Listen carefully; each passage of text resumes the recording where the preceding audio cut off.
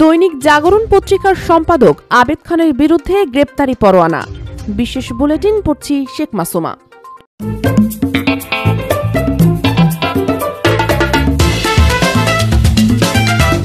আকর্ষণীয় নতুন সাজে পোলার আইসক্রিম। দৈনিক জাগরণ পত্রিকার সম্পাদক ও প্রকাশক আবেদ খানের বিরুদ্ধে ঢাকার তৃতীয় শ্রম আদালত গ্রেপ্তারি পরোয়ানা জারি করেছেন।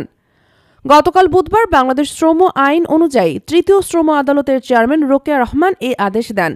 জানা গেছে, গত 7 জানুয়ারি আসামি আবেদ খানের বিরুদ্ধে 3টি পৃথক মামলায় সমন জারির জন্য দিন ধার্য ছিল।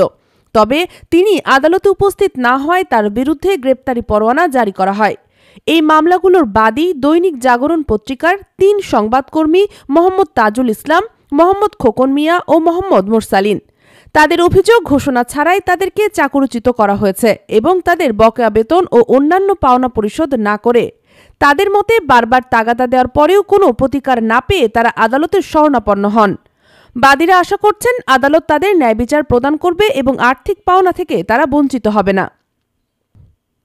এদিকে আবেদ খানের বিরুদ্ধে সরকারের পক্ষ থেকে উচ্চ আদালত একটি রায় দিয়েছেন, যেখানে তাকে সরকারি বাড়ি দখলের অভিযোগে দায়ী করা হয়। তার বিরুদ্ধে আরও 5টি মামলা বিচারাধীন রয়েছে এবং তার বিরুদ্ধে নিজ জেলা সাতক্ষীরায় পরিবারের সম্পত্তি দখলেরও অভিযোগ রয়েছে। এ ধরনের মানসিকতার সাংবাদিক ও সম্পাদক কখনোই জাতির জন্য মঙ্গলজনক নয়।